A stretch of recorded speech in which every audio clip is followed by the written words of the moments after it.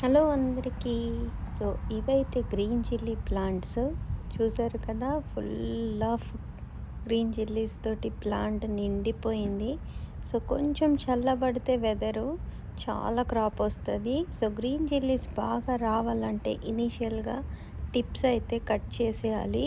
And పురుగు రాకుండా పుల్లటి మజ్జిగ కూడా యూజ్ చేయాలి ఇనీషియల్గా, లైక్ మంత్కి ఒకసారి. నేనైతే ఇది అరౌండ్ మేలో పెట్టాను. ఈ ప్లాంట్ గ్రోత్ కొంచెం స్లో ఉంటుంది.